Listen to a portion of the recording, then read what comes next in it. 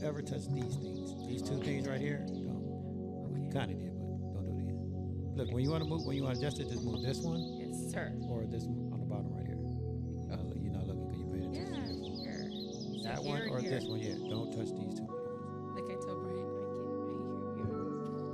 I can't hear you. No, you're listening, but you're not. No, you're hearing, but you're not listening. Yes, sir. You're hearing, but you're not listening. Yes, sir. All right. Today's a great day, you guys. Yes. Especially for me. Yes, it is. Everyone has a unique gift, and Mike, the creator of the One Life podcast, believes most people don't know how to use their gifts or what they are. Mike wants you to see things from a different perspective and be true to yourself. The One Life podcast unites the world through art, fashion, music, and film. It inspires, motivates, and creates positive energy, love, and compassion to all communities and creates an equal playing field for all. On the One Life podcast, they cover topics like building relationships, overcoming adversity, habits of healthy people, and much, much more. We only have one life to live. Be yourself and live your truth. Add the One Life podcast to your playlist. That's the number 1NELife. Available on Spotify, Amazon Music, Apple Podcasts, and your favorite podcast platform. What's up, y'all? Welcome to the One Life Podcast. I am your host, Mike M.I.C. Reed, and as always, I got the lovely co-host, Diana Gotti from the AV Wellbeing Coalition with us today.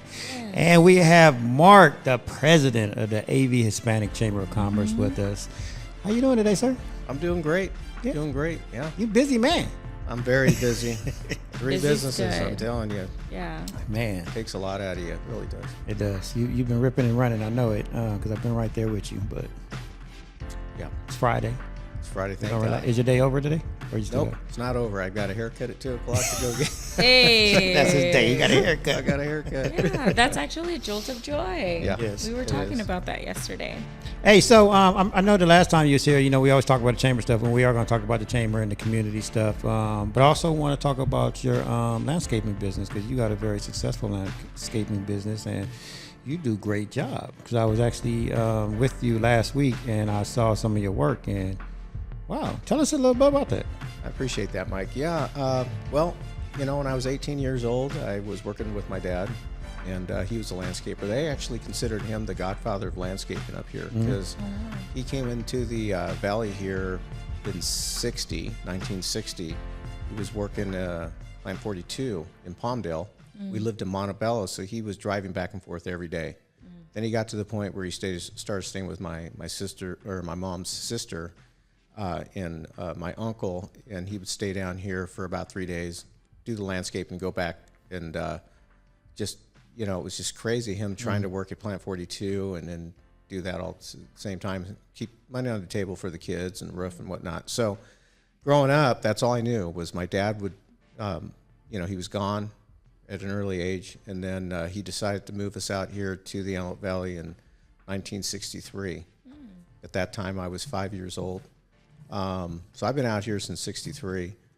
Watched my dad leave Plant 42 and start his own business. I thought that was kind of cool. I always wondered how come Dad, could come and go when he wanted and whatnot. I didn't know that he was an entrepreneur at that time. So I kind of followed in the footsteps. So when I was 18, I started my business part-time, very part-time, like on just a weekend. And I loved it. I loved getting creative and using my hands. I loved art. Yeah. So to be a designer, you have to love and have an imagination. You have to love what you do, and you have to have an imagination. Right. So I started designing probably in about 1985 is when I actually started doing the designs. I started the business right out of school when I was 18. So there for a while, I was just doing work for people that they knew what they wanted. So I just go in there and do it. Yeah. And then it went full time for me. So I got a couple of employees in 1987, hired my first 2 employees. Started doing some big jobs here. Actually, my first big job in the Antelope Valley was a set of condominiums. It was called the AV condos on J2 in 15th Street West, right across the street from the hospital. And I was scared when I took on that job because it was big. I mean, we're talking, I think it was 60 units, but in close proximity to each other. So I did that.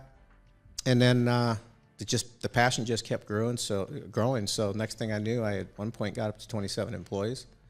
Went out and did a job out at Edwards Air Force Base on the dorms, and that took us it was a 4-week project. We in 2 weeks threw out 22 semi trucks of sod, 4,500 5-gallon plants. But I told myself I'd never do that type of work again, prevailing wage, because it was a lot of paperwork. Anyways, as I grew, the passion for me was to be able to show the client the job finished before a shovel was even put into the ground. How am I going to do that? I was already doing the blueprints, but people couldn't follow those blueprints that I was making.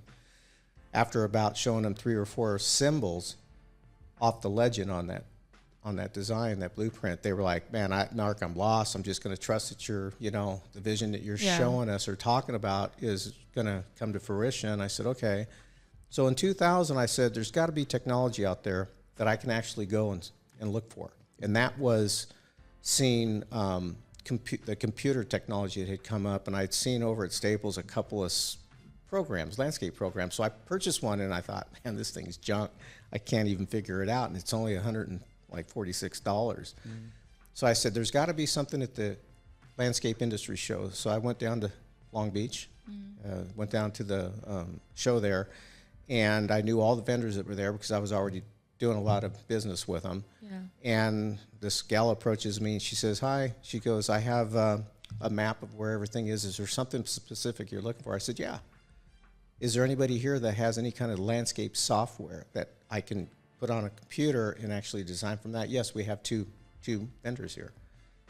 Where are they at? So that's the only thing I did is I was looking for these. I was walking past my landscape suppliers, nursery suppliers, and they were saying, hey, Mark, how's it going? Pretty good. Hey, you going to stop and talk? No, I'm not here for that. I already know what you guys have, and we already we already work together. You deal with me all the time. So I said, I'm here just to look for some design software. They're going, oh, okay. Like, they were surprised.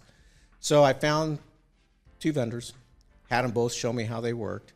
And the one that I thought I liked the best was the one that I bought there at the show because it was a show price on that. And at that time, it was $2,200 for me to buy the CD. Man, that's a lot of money. So how am I going to learn how to do this? I'm not very computer literate, right? Oh, you can come to our class. It's $2,400, 8 hours, 5 days for 1 week, and we'll show you how it works. I said, you mean you're going to show me which buttons to push, right? And he goes, yeah, exactly. I says, well, I think I can do that myself. So it took me about 30 days, a full month to figure it out, but I did. Yeah. From there, it became a very good tool. But to do that, you still have to have the imagination of what you want it to look like first. And that was the key. Now, I'll be real honest with you, Mike and Diana. People would always ask me when I would actually do the design on the computer and show it to them, they were going, how do you even think of this? How do you come up with this stuff? And I told them, it's a gift. It was a gift that was given to me from God. Right. I couldn't do this without Him allowing me to do this, because I said it was very tough for me to learn this on my own. And, I had to have faith that I was going to be able to do it, and somehow I was able to do it, and then I was able to identify, without Him, I probably wouldn't have been able to. So giving Him all that recognition and glory for where I was at, my business just grew. Right. I could go into a job site, if it was a residential, and there could be 5, 6 contractors that had already been there. I come in and I don't have any paper with me. All I have is a camera. Yeah. And the client would go, you don't have any paper to take notes? I said, no. I said, would you have liked me to brought like a can of, we're in the backyard, and they're going, I see all sorts of colors back there. And I said, you obviously have already had some people here. She goes, yeah, I've had like 5 people here already. I said, okay. So I guess I should have brought a can of paint. Right? But I says, I'm not going to do that. What I'm going to do is we're going to have a conversation. You're going to tell me what you like, and I'm going to enhance that for you. And then what I'm going to do is I'm going to take a picture with my camera. I'm going to go back to my office, and I'm going to come back and show you what it's going to look like before we even put a shovel in. I said, because what I'm doing is I'm giving you that visual concept. Right. What they're giving you here is like 5 different colors of paint, and I'm looking at that, and I'm confused. Right. So too much information is always good. Yeah. So, and a lot of times too, they are looking for somebody to give them some good ideas, but not tell them how it needs to be landscaped. And that was one of the things that I was running into, as these clients that I was going to see were telling me that, yeah, I've already talked to a couple of guys, but I really didn't like them because they were trying to tell me I had to do it this way. And I go, well, wait a minute, you're the client, you're paying for it. You should get what you want. Yeah, if it doesn't make sense, then you should be educated on that. And this is the reason why that probably isn't a good idea. But if you really want to do it, then I can do it. Right. But here's the options for you. So I was able to give them options. So with that being said, my business exploded. And it was because of this design process that I went through with the computer generated program. Well, that was your gift that God gave you. And it shows in your work ethics too. You know, like I said, I work with you, and I could just tell. I mean, even sitting here listening to you talking about it, you can tell the passion. Like, that is the gift that He gave you. Yeah. And actually, as I was listening to you, in my mind, I was like, you know, I think your character strength is actually creativity.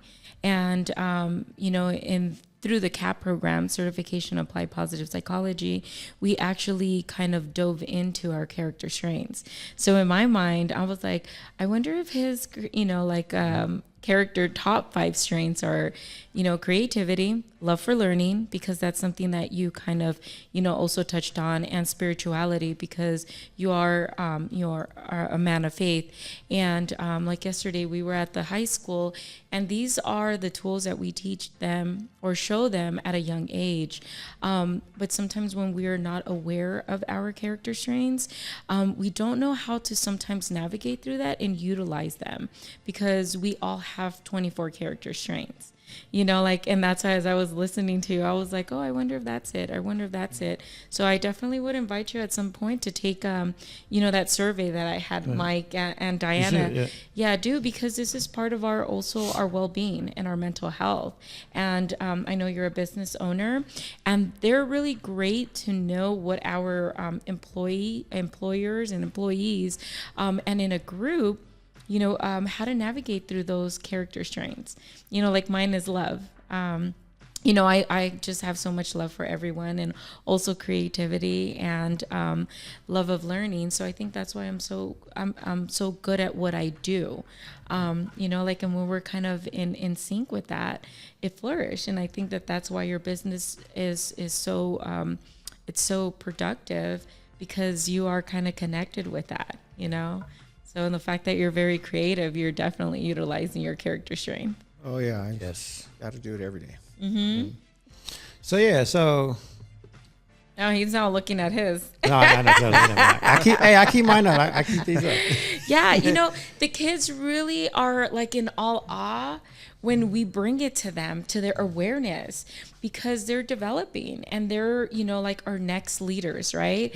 Into our future. And if we're able to kind of like bring it to their awareness and utilize it now, you can only imagine what our future is going to be like.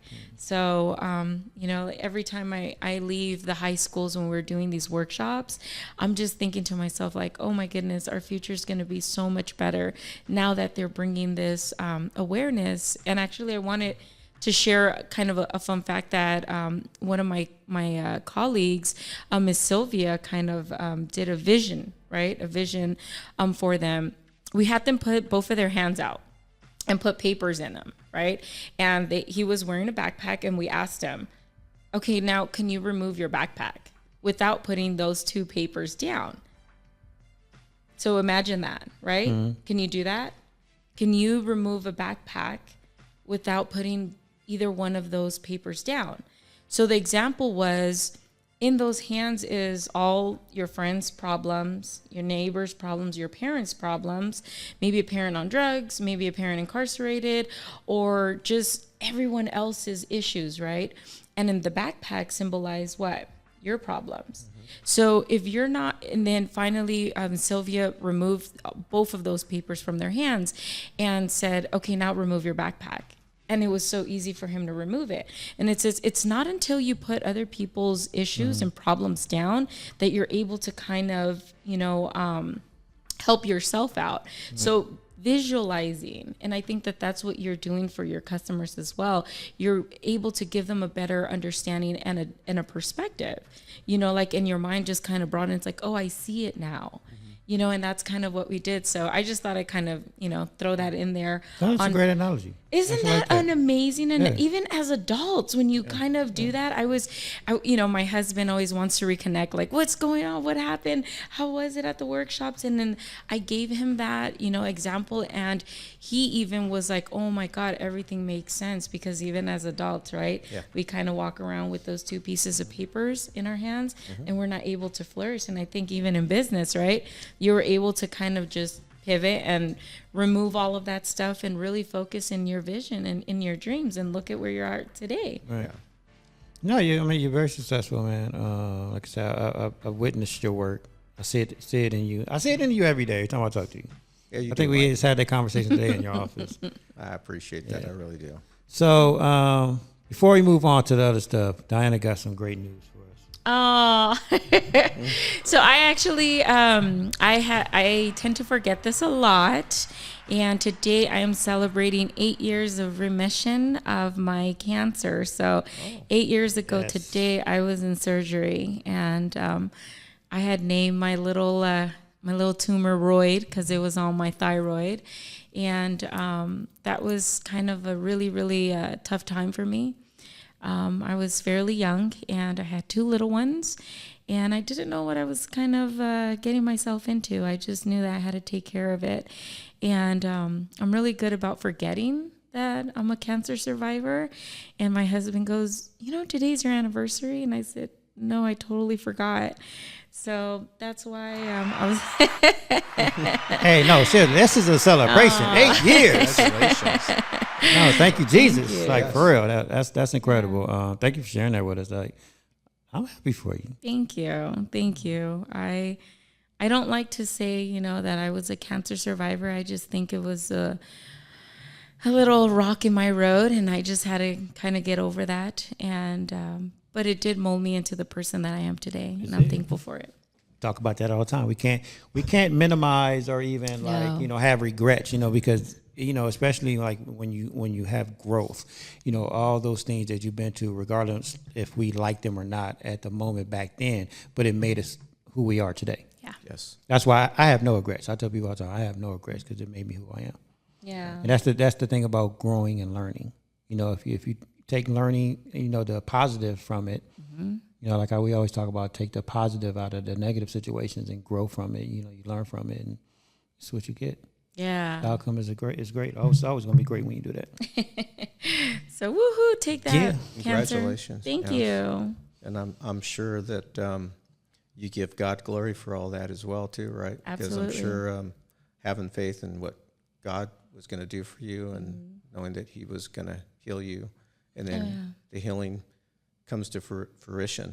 Absolutely. That had to been, I'm sure one of the first things you did was you thank God. Yeah. Right? Oh, That's yeah. awesome.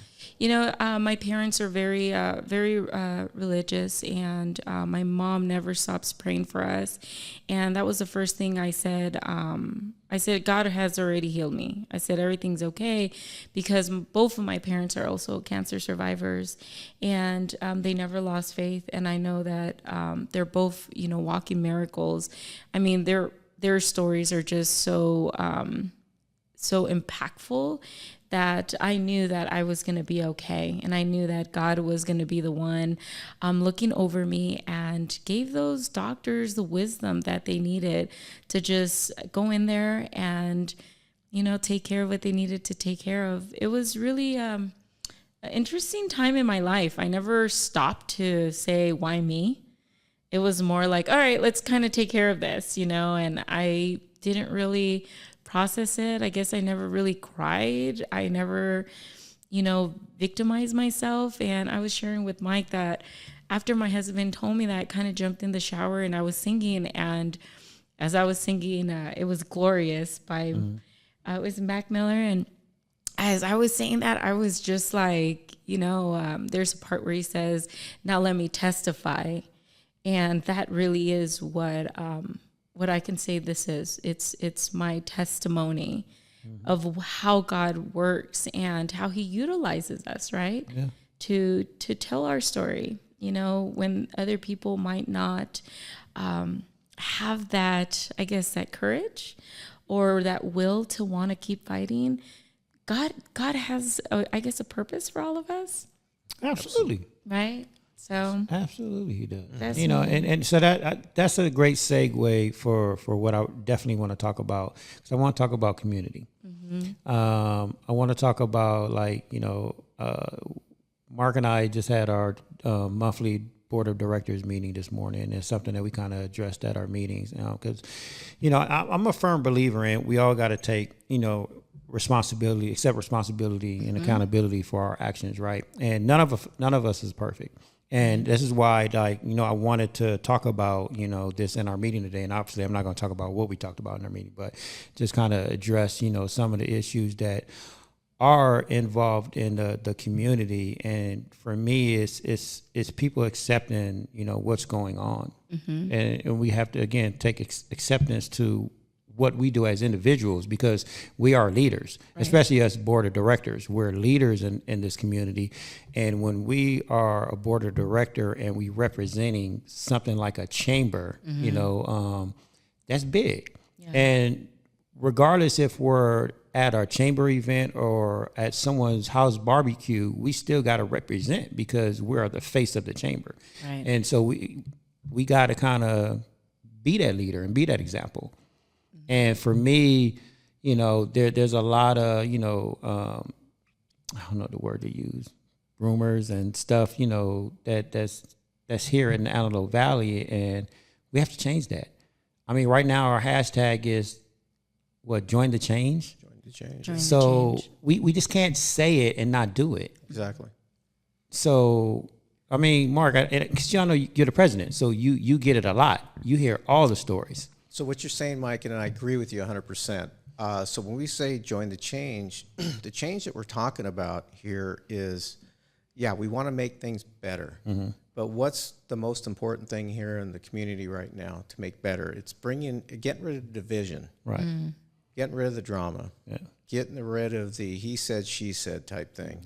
And that happens a lot in any organization, or whether it's a committee, whether it's an actual business, or it's just a group of people getting together. It happens. So when we talk about join the change in the chamber, we're talking about making a difference with community relationships, meaning let's unify, let's work together, let's collaborate, let's try not to step on each other's toes, even though there's things that are going to happen where there's so many events going on. And there's so many people that are involved in these events, whether it's with the company that they're with or maybe the people they hang out with. Either way, things sometimes are going to pile up on top of each other. And the worst thing that can happen is when that does happen, that you don't take offense to it, you know, until you know the whole story. Right. So you know how that actually all came to fruition and came to the table. One of the things joining the change for me this year, and actually last year in 2022 when I took it over the presidency, one of the things I wanted to bring in was prayer. First thing, prayer at the event. First thing, because that's really what you're doing, is you're inviting God in to be in the presence of what you're going to be doing there. Whether you're giving a speech, whether you're going to commingle with other people, helping them network, whether there's people coming into the door and they really don't know anybody, but they need to be felt like they're being welcomed in. And that's where empathy comes in. I believe that if you're a leader in whichever you're doing, whether it's your own personal business, whether it's even in landscaping, I have a lot of empathy when I already meet with my clients, because a lot of times they're on a really strict budget, but they have this dream of what they want to look like. So for me, I have to look at them and I have to talk to them and I have to find out what they're wanting, but I also kind of have to find out where they're at kind of in their budget without being a car salesman. And so I can help them get there, maybe not all the way, but let's get them there maybe 3/4 of the way on a really good affordable budget. So what I'm doing is I'm bringing empathy from me, saying that, look, I know I'm not going to make a ton of money on this job, but I want to help you feel good about what you're going to be looking at in your yard. So when we talk about the chamber, we're talking about making sure that we give our members what we're telling them they're going to get when they come in as a member with our chamber. So if we're telling them A, B, C, and D, and we only give them A, and D and B and C are missing, then we're not really doing what we're supposed to be doing. Right. So we got to ask ourselves, what are we doing wrong? Yeah. And so when we talk about what we're doing wrong, it becomes constructive criticism. It doesn't become, I'm pointing the finger at you and saying that you messed up. No. And that's where you got to let God lead you into into everything that you're going to do. So basically what I'm doing is, I'm human. I'm not perfect. I make mistakes, but at the same time, I'm always asking God to, give me the right words to talk to my board about. Give me the right words to talk to this member about when this member's complaining. Try to help me put into perspective where they're at in their mindset. And in a way, if they're not really doing what they're supposed to be doing as a member, kind of let them know in a lovingly way that, Right. hey, you need to kind of step up a little bit and communicate with us. There's a lot of different variables that come with this, and we just have to be, we got to be led by the right words and the right mindset when we talk to anybody about it, if that makes sense. No, absolutely. It does. And not only that, but communication, like you said, it's key. I think in any organization, especially with the chambers, I always say it's a hub. It's a hub for our community, right? Whenever a new business wants to come into our community, what are they going to look for? They're going to look for your chamber. And if your chamber is not putting out the type of business that you want in return, do they want to continue or be a part of this? They're thinking of longevity, right? Long term, they want to be here for, you're hoping for a while, to allow our community to grow. So I think that is important and key to put out the behavior you want in return, but communication, working together, because at the end, the Antelope Valley is not that big. You're going to come across all of these people that you're, kind of working with, especially in the chambers, and being able to represent it in a good way. That's what you're going to get. That's how you're going to get more members to want to be a part of that. So I think that's key if you're able to kind of portray, what you want in return. Yeah. I'm going to also throw this out there, too. When I was 30 years old, I went to the Lancaster Chamber of Commerce, which was on 10th Street where the Valley Press used to be before they moved to Palmdale.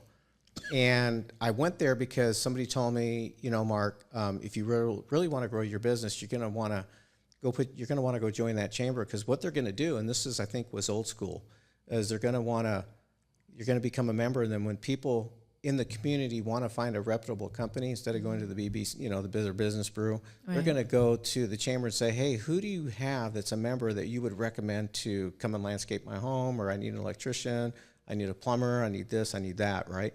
That was back then when I was 30, 65 now. So let's look at the chambers being on steroids now. And I'm saying steroids because what's the biggest part that you can do in your business to get business? Network, right?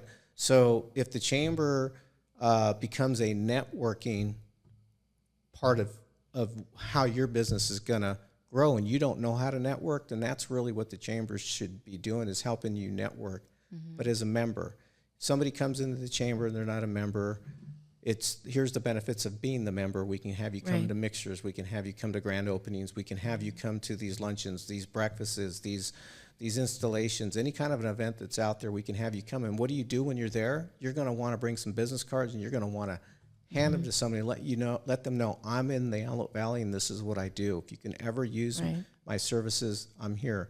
But what's the first thing that people buy when you go to sell your product? They don't buy your product. They buy you because they believe in how you present yourself. Right. Well, right. It goes back to, I did a show with a friend of mine, Jeanette, and she said it's people buy from people.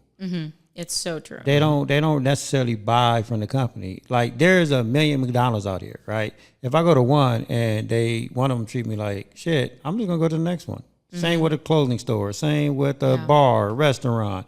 I'm just gonna go to the next one. Yeah. People buy from people. So that's why it's very important, whoever's the face of your company or the face of your restaurant or your establishment, is they got to be a people's person, right?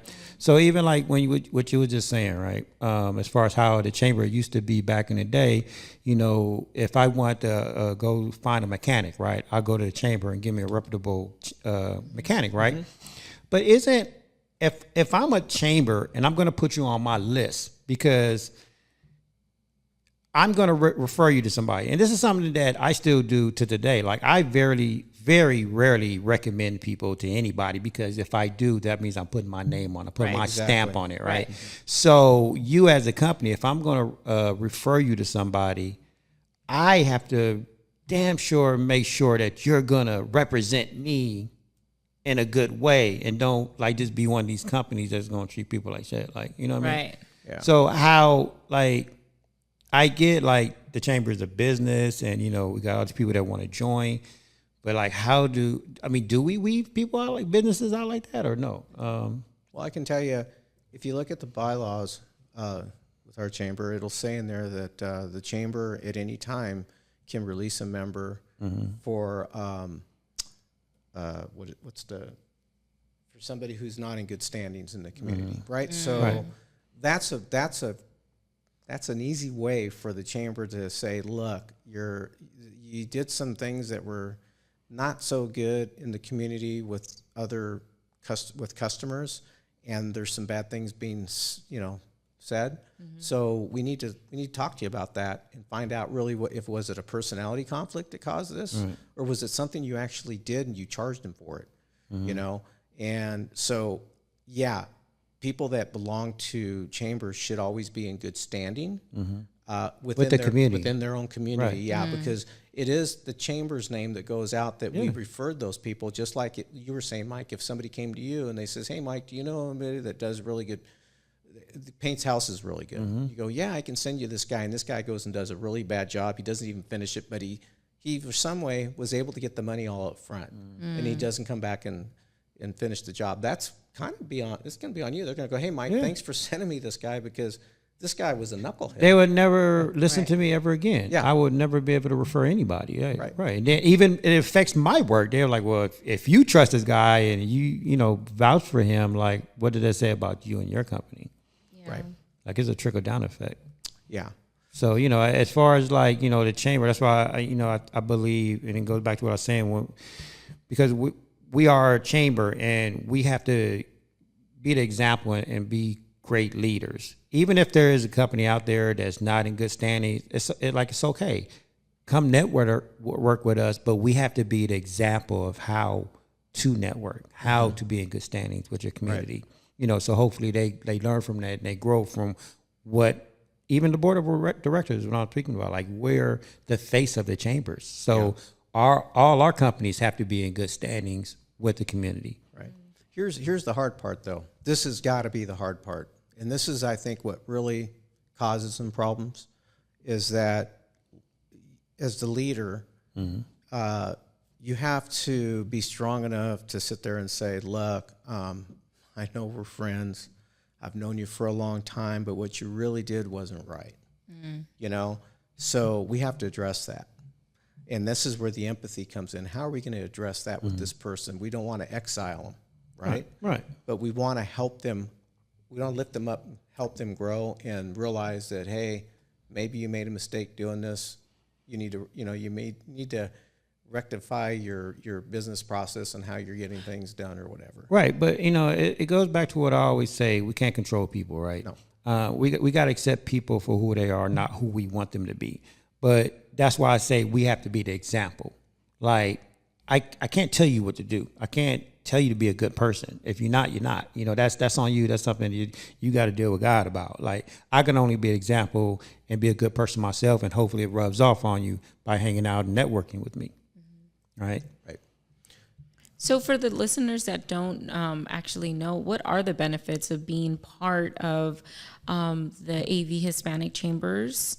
and what sets you apart from other chambers? Well, number one, all the chambers are supposed to help their business people Flourish. be known in the community.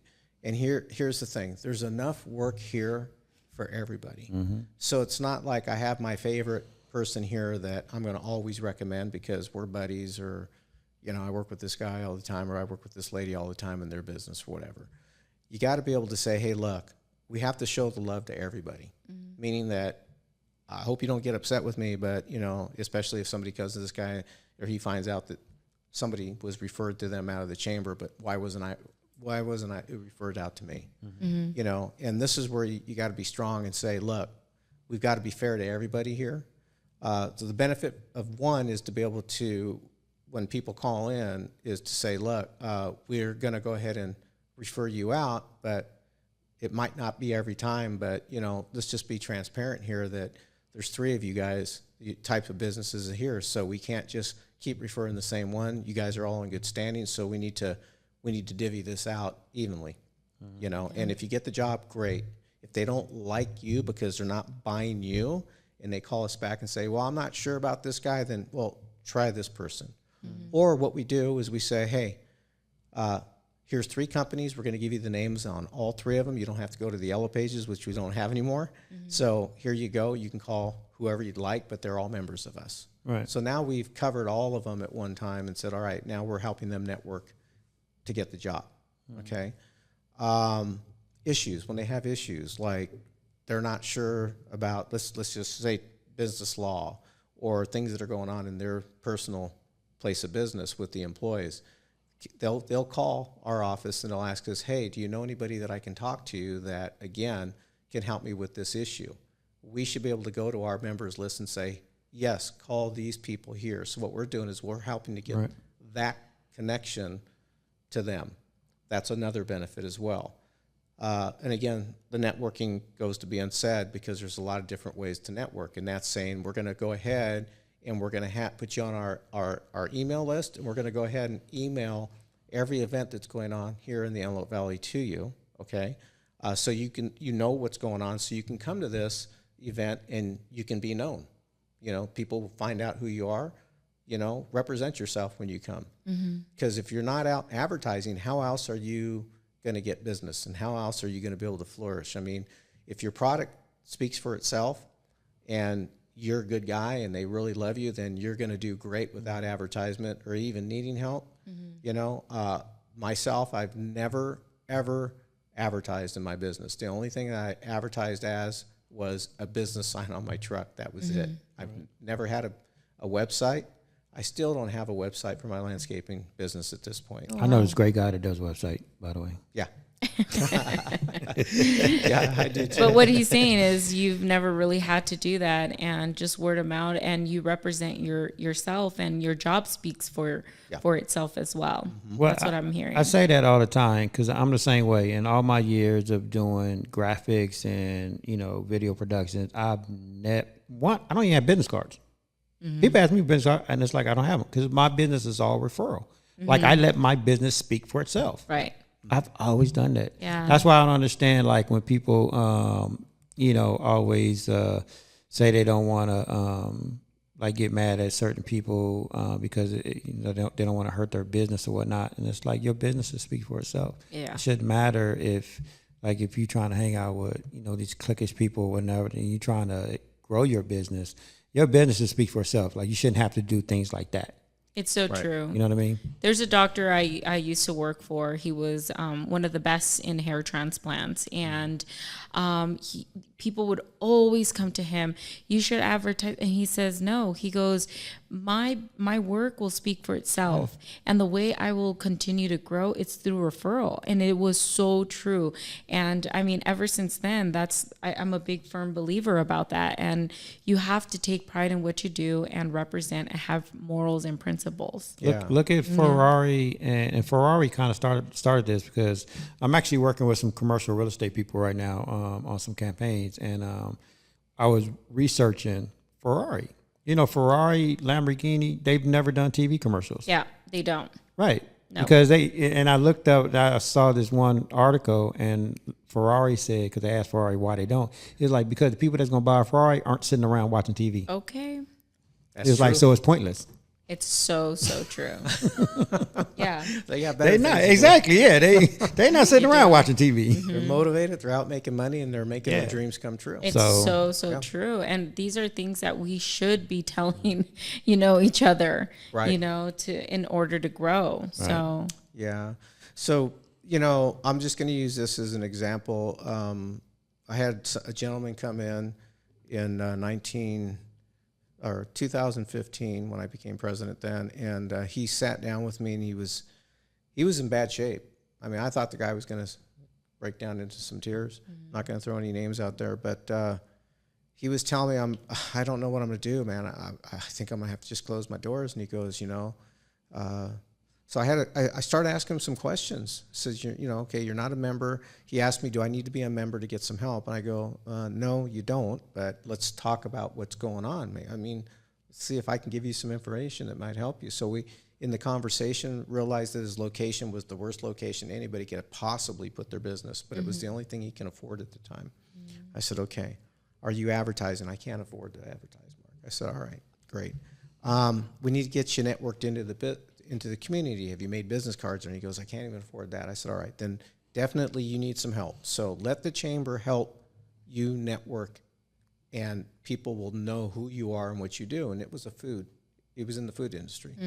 So he said, okay. He goes, well, look, and I'm going to come up with the money somehow to pay for the membership. I go, no, I think right now the most important thing is to get you in a position that you can generate some income. So you can start doing these things that you need to do as a business. One, your location wasn't the best place, but let's get you networked in. He goes, how are you going to do that? I says, well, what we're going to do is we're going to come do how long you been in business? 2 years. We're going to do have you ever had a grand opening? No. We're going to do a grand opening for you and a ribbon cutting. So what we're going to do is we're going to get the dignitaries. What's a dignitary? So I explained to him what the dignitary is. So basically what I ended up doing for this gentleman was we had an educational meeting. So I educated him on certain things that should have been done. He didn't know, but now he knows. Let us help you. He insisted that if we did this for him, he wanted to pay for the membership. It's not a problem, but let's get the process started. We went ahead and did his grand opening and his ribbon cutting, and since then, his doors have stayed open, and he's been doing really good. Oh, wow. But that's what the chamber is supposed to do. Yeah. We're supposed to be there for our community members and help them with empathy. Not saying that I can't help you until you join the chamber. No, let us, because you know what? I believe God's in the forefront of everything we do, right? So I believe if we're blessing somebody with empathy and to do that for them, God's going to bless us back. I just so happened to be the president at that time, and he was blessing the chamber. Our chamber's membership started growing because of the approach we were taking with people, that we were really out there doing what we were supposed to be doing. And a lot of it's making sure when we get a new member that we actually make sure that, hey, can we do something, whether it's ribbon cutting, a mixer, whatever, but we need to do one of these to get you exposed if you don't have that exposure.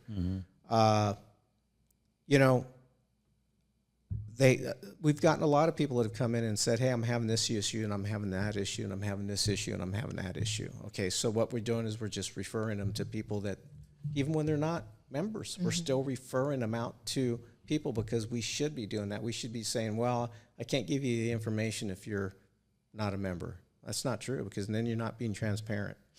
And what would that reason be for not giving it to them? Is it the money?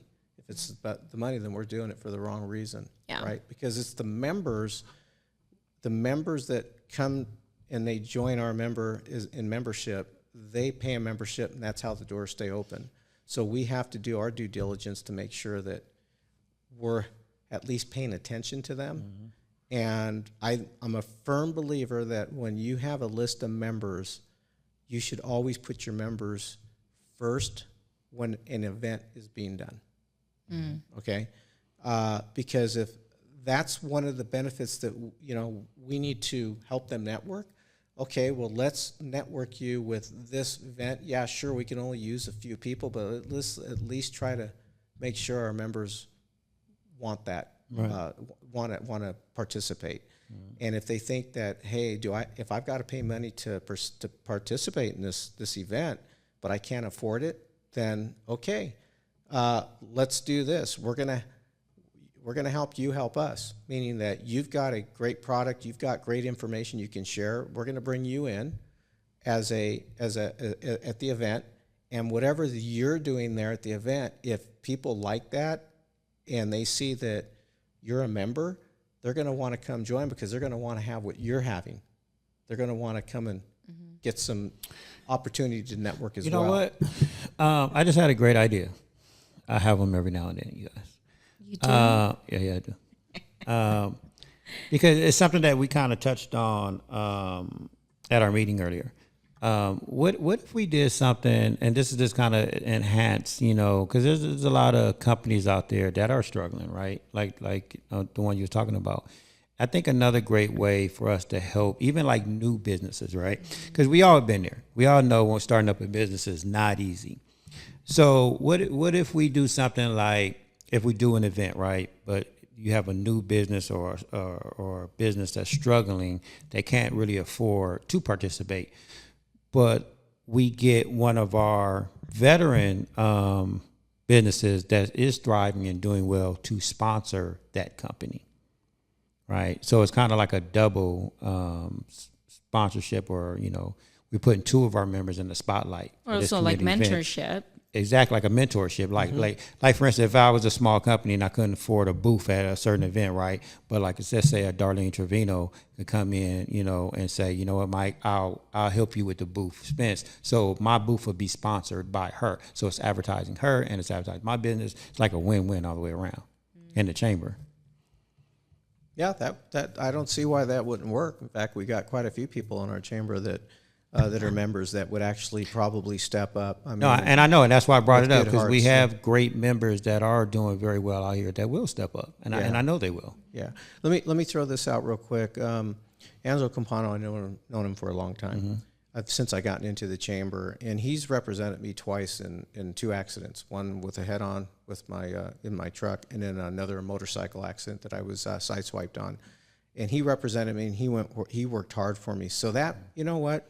The way he represented me in his heart and his passion for wanting to make sure that I got what I had coming really touched my heart. And that told me this guy really has a passion for what he's doing in the community. Just like Darlene Trevino, they both have passions for what they're doing. Right. I know for a fact that anytime I've gone to either one of them and said, hey, I've got a person that's got some things going on, can you talk to them, please? Sure. No hesitation whatsoever. They're willing to help, and money never comes up. Right. This is what I charge. This is no. It's like, have them call me, you know, and that to me speaks volumes. And those are the kind of people right there that would step up and I know help other people in need. As long as there was some type of, I would imagine, mentorship there that would say, look, I'm going to help you out with this, but let's get you to the right spot where you need to get more help, more advice, more direction for what you need to go. But that's a good thing that you brought up. And Angelo, I've seen Angelo at a few events, and he goes above and beyond. Like he's just one hell of a guy. He's generous as hell. Like he is. Like I've seen him do so much, and it's like, oh wow, man, thank you. Like he's great. Well, I'm like, I have another question for you. So let's, I'm listening to all of this, and I'm like, wow, like I would love to be, a part of the chamber, of the Hispanic chamber. However, I have a question for you. Let's say that for Mark. Sorry, Mike. No, I'm a director. Yeah. Let's say that you do have a member and they are not receiving, maybe the support and the help. How can they go about those concerns? Because again, it's something that has been brought up, and I think I'm very observant. I'm personally not a member. I do wear a few hats in the community, and I kind of I've been laying low. Mike kind of advised me to step out, and that's kind of what I'm doing. I did grow up here in the Antelope Valley. However, in 2005, I ran and never looked back. And, I had a bad taste in my mouth for the Antelope Valley. And now that I'm back, it sounds like I'm going to be here for a little while. Yeah, she ain't going nowhere. And we got work to do. Yeah, and good things are coming to us, and I do see myself investing in the near future to my community. So how would the chamber go about that? Like, if there is a member that is questioning, their membership, and they're not really receiving that because it's right now what I see, and this is just my opinion, that it's a repetitive cycle of a certain people, and not abroad, because I know that there are a lot of members a part of the Hispanic Chamber, and I would love to know more about them, and kind of pick at their brain, or not only that, but to support them, because this is a very small community. How can someone go about that? To kind of maybe if they're hesitant in bringing this up, how can they bring this up as far as their business? Because they might be almost kind of questioning their membership. Okay, so you're talking about current members then. Current members, yeah. That's a good question, and I'm glad you brought it up, because, there's never a perfect situation in an office environment. So for one, if the member brings it up, then that needs to be questioned within the internal part of the chamber to, this is what the concern was, why is this happening? It's something that you don't just push aside and say, well, it is what it is, I'm too busy. No, it's something that you have to look into, and you have to see what it takes to correct that. Okay. Sometimes it's not always easy to correct, because now you're working with personalities. Right? You're working with control factors, okay? Somebody doesn't want to be controlled, or somebody doesn't want to feel like they messed up, or maybe they didn't do it the right way or whatever, and they take it wrong when you bring it up. I'm a firm believer that when something something happens that you create, and it's created the wrong way, you need to take ownership on it and say, look, I'm sorry this happened. Let's see what we can do to fix it, right? Sometimes that takes a lot of time as well. So that has come up with the chamber. There was a point where I was getting some feedback from some of our members saying that, hey, I didn't even know that this event was happening until I saw it on Facebook. How come I didn't get notification on that? Well, there's something called bulk email. That you send out a mass email to everybody. But if your emails are not correct in the way they're written, meaning it could be off by one letter, one number, anything, then that person's not going to get that email, okay? And so I never tell the members that, no, I don't believe you. You're getting your emails. You're just not taking a look at them, because then what am I doing? Putting the blame back on them. Right. I don't want to put the blame back on them. I want to go and see what's going on and get it corrected. That's something that we've been working on, because that was something, and I'm going to be honest, I know we're on the air, but that was something that we found that was wrong in the office, is that there was emails that were transcribed wrong. Okay. But what do we do when we find out that it's wrong? We instantly fix that, and we send out flyers. We send out now events that are happening. We give them, and we also let them know, sorry, but the email was wrong. We did do a mass calling from our office, the staff, to confirm emails, and that's how we were finding a lot of the emails were transcribed wrong. I'm not going to say why they were or how they got that way. I'm just going to say it was what it was, and we needed to fix it and just move forward. So that's what we're doing right now. And we did have one happen not too long ago where this person had seen some things, and why wasn't I invited? Why wasn't I informed? And as soon as we found out what the problem was, we corrected it. We called that person, and we sent them everything. We got them to send us flyers. We put it out on a mass email, and they were happy. But we explained what happened and how we were going to fix it. And we did what we said we were going to do. We fixed it. Yeah. And so I want to add to that. So as far as like events and stuff like that, yes, we do send out a blast email. We have all our stuff on Instagram, Facebook, and our website. And with that said, and I don't want to point finger or seem like a point finger, but again, it goes back to accountability. And except, as an individual person, you have to be engaged with us too. Even though we're engaged with the community, you have to be engaged with us. You have to stay on our social media. You don't have to be on all of them, but you have to be on one of them and kind of see what we're doing. Don't rely on us to send you these emails all the time because, like Mark said, technology, things happen. So you have to be engaged as well.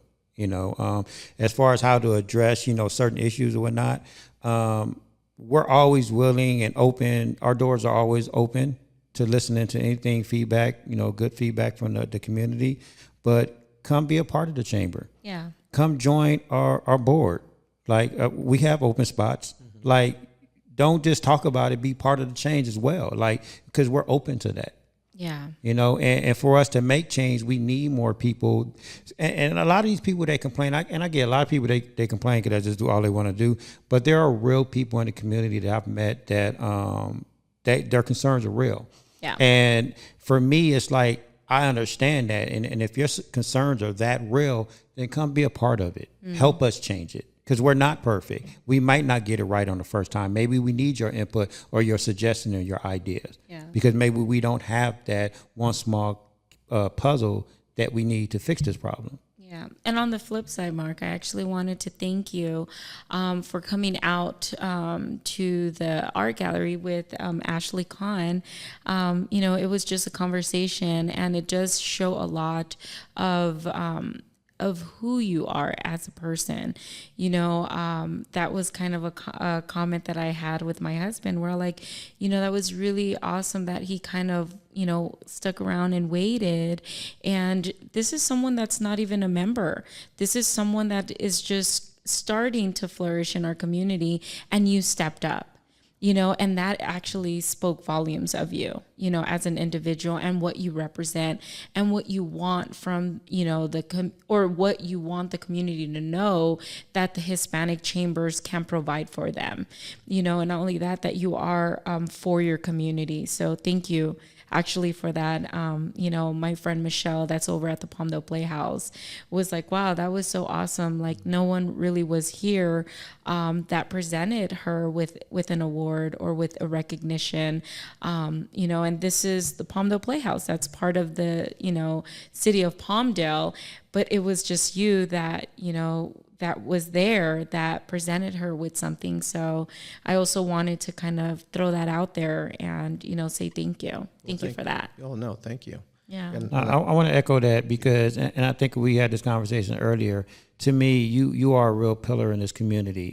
You don't just talk about it. Your actions are behind everything you say. And you're considered a true leader. And we need more of that. I appreciate and we need you around. For a long time. I appreciate that, but I'm tired. It's a lot of work. No, it is. Yeah. It's a lot of work. Again, I mean, we need it. I mean, like, and thank you for bringing that up because that was something that I appreciated and admired that you was there at the Palmdale Playhouse and you recognized Ashley, as being an artist and during Black History Month, and that was big. Like that really touched me, and that's why I'm proud to be a director under your supervision. Because I love being a part of something, especially with leaders like you. Well, I appreciate it, and I'm gonna piggyback off of that. And I'm not saying this because this is your show or because we're sitting here together. This is our show. Okay. This is our show. It's not about me. It's about the community. It's never about me and me or Diane. It's because about the community. but I'm sitting here with you, and by no means is this a very I don't want to say biased or unbiased. I'm just going to say it like it is. You've got a heart for helping the community. You really do. Just this show here really helps people in the community, and this is more of this is needed in the community, what you guys are doing here. But also one of the things that I look for when I talk with somebody who wants to now be a director with our chamber, is when I'm talking to them, I don't tell them what I'm going to look for or anything like that. I'm looking to identify certain things like, does this person have the quality of empathy within their personality? Does this person, let me listen to what they're saying and see if they're a team player, okay? Is this person like to be in control of what they're doing? Because I'm the kind of guy that will kind of step back if somebody's wanting to control rather than confront it. Yeah. Just to keep things on an even level, keep it peaceful and keep it where it needs to be. There's always a place and a time to talk about things. And so I'm the first that will step back and now's not the time. Let it go. Let them have their time. Let them do what they need to do. And this is what we're looking for in a director, somebody who has enough empathy to, at the right time, overlook things because they want to put the community first. And they don't want to create drama. They don't want to create division. And that's what happens when you have God in your life, and God somehow gives you that strength to step back and say, it's okay. Yeah. I don't have to be that person. I don't have to be the one that's, got to have the light on me right now. I believe in recognition. I think it's huge. I believe in the word team. I don't believe in the word I. Right. And me. So I don't know if you've noticed, Mike, Cynthia, I'm not sure if you noticed, but you probably did. I'm the first one to go out and give recognition, right? It's okay. Right? So but I love doing that. I love building people up. Right. I love building people up. And I'll tell you why, because when I was growing up, my mom and dad always built me up because of what I would do without having to be asked to do chores, do this, do that. I would be the one out of all my siblings that would say, hey, Dad, I'm going to go and help you today. Son, it's going to be 100 degrees out there. I don't care. He goes, well, don't you want to stay in the neighborhood and swim with your buddies? And no, Dad, I want to come and help you because you're working hard, and I don't want you to work as hard. You don't even have to pay me. I just want to come work with you. And then when he would want to pay me, I wouldn't take it. It wasn't about me. It was about my dad. It was about my dad. Yeah, the pool sounded good, but you know what? That quality time. It was the quality time, and I was giving back to my dad because my dad, what he was doing. And my dad, I'll tell you what, he was never a rich man, but my dad was considered the godfather of landscaping up here. And I was considered, as I was coming up in my business, the boulder guy because I used boulders in every one of my designs. And you don't see a lot of people using them because they're expensive. You got to get them moved, or get delivered, and you got to have a way to move them, right? So it's expensive to go out and rent the equipment to do that and whatnot. Sometimes it's really hard to get those boulders in the backyard, but I'll make it happen to where I got to tear part of the block wall down and rebuild that block wall just to get their dreams come fruition, but I got to still do it in a very affordable way. So by no means am I rich, but I'll tell you where I'm rich. I'm rich with my faith that I walk in God, and He always provides for me. Always provides. I never worry about when I'm going to get my next job. It always just seems to happen. So that's what I'm looking for in directors with the chamber, is somebody who's got a heart for the community. Let's put the community first, right? And then the chamber, the well-being of the chamber, but not what I'm going to get out of it. Right. But I think money and rich is just a status. I think you're actually a wealthy man because you have knowledge, Yes. and that's something that no one will ever take away from you. No. So like you say, your dad might have not been a rich man, but he was a wealthy man. Yes. And the fact that he was able to, install in you principles and morals, and knowledge. Knowledge is power. So you're a very wealthy man. Finance, it comes and goes. Money, Right. It'll be here today and gone tomorrow. But what you have, no one could take that from you. No. So that's why I always say I'm also a very wealthy woman, Yes. because of my knowledge, because of my life experiences, and the fact that I'm willing to hand it down to anyone that comes my way. And that comes from your heart. It does, and that's actually my character strength is love. Both you guys have huge hearts. You do. Stop it. It's not. Seriously, it's you not guys about both me. have huge hearts. Oh, thank you. And you're givers. Yeah. You're not takers. No. I've never seen that all the time that I've known Mike.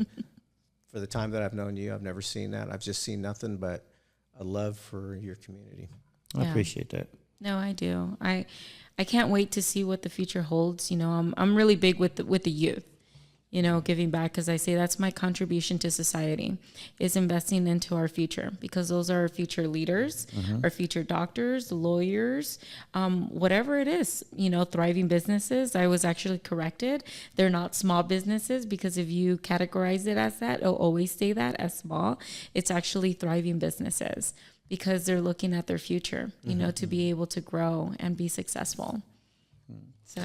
Yeah, all right. So we're running out of time, Hey, but Cynthia's gonna close us out. You're such a nerd. You know, it's funny that I always do my crusher goals, and I kid you not, I never flip them over. I never, you know, kind of sort them through. I just put it. What we got today? Whatever it is. So today it comes from Carrie Fisher, and it says, "Stay afraid, but do it anyway." And that's kind of what you know, our conversation with you today, Mark, was on, you know, stay afraid, but do it anyways. I like that. You know what I mean? Just do it. Absolutely. Well, I mean, yeah, because you're supposed to be uncomfortable going into a new situation. That's if they say that if your dreams don't scare you, then you're dreaming about the wrong things. Okay, that part. So yeah. I'll put it out there, Mark, again. If you know of anyone that's looking to invest into a roller skating rink, let's do it for our kids, for our community, for the well-being of the families here in the AV. So I don't get tired of telling people, everyone that comes our way, is we need more things for our kids. We need more things for our family and our youth. I think there's some great leaders out there that own companies right now that would be willing to step up to that. You just got to go talk to them. Yeah. That's what I keep putting out there, and It's gonna happen Say it because out there. you keep putting it out there. So we're gonna have a skating ring out here. Yeah, and I think we kind of did talk about that, right, Mark? Yeah, we're gonna back have it in the soon. days, you know, that's where you used to go, is get your skate on. So we run out of time because we gotta let Mark go because he got a hair appointment to go to. He got to go get that dude. That's a jolt of joy. But before we go, I want to remind you guys, March 3rd, we have the AV Hispanic Chambers 26th Installation Gala. You want to talk about that for a minute? Or It's going to be awesome. It's going to be, if you guys came to the 25th, which was March 3rd of 2022, it was a awesome event. But this event here is going to be Alice in Wonderland. You don't want to miss it. It's going to be awesome. It's going to be cool. A lot of people are excited. There's a lot of people that said they're going to come. So let's see what happens. yeah. And Tickets don't- are almost sold out, so you guys go to the website, go to the IG page, go get your tickets now. Tickets are $100. You do not want to miss this. A lot of people missed it last year, and weeks after that, me. people was talking about it. So you don't want to be one of those people that you know that missed out and like, dang, I wish I was there. I know. There's going to be an epic event. Trust me. We're putting together a lineup and dinner and drink. Oh, we got special drinks there too. I know y'all like to drink. We're gonna have special drinks there, so you don't want to miss these special drinks. And guys, don't be discouraged, not because it's the Hispanic Chamber of Commerce. It's for everyone. Yes, they definitely. are a very diverse group. I actually experienced that firsthand when I went into the office. So guys, if there is something that you have in your heart to get your business up and running, definitely reach out to the AV Hispanic Chamber of Commerce. It's not just for Hispanics. It's a very diverse group. So come on out. And real quick, talk about the cohort a little bit. Oh, yes. So real quick, the city of Palmdale has approved a second CAP program. So that's certification in applied positive psychology. So reach out to Ms. Nardi Lopez at the city of Palmdale. Yes. And applications are out. You can also follow us on our social media, doing it the Gotti way, or you can follow Mike on 1NELife on Instagram, and there will be more information to that, but I cannot get tired of saying it. This certification is life-changing. There's so many tools for your toolbox. Again, that is certification in applied positive psychology with the city of Palmdale. Yeah, and I put in my application. So Nardi Lopez. Nardi Lopez. Yes. Approve me. Yes. So please reach out to Ms. Nardi at the city Yes. of Palmdale. All right, you guys, we out of here. Hey.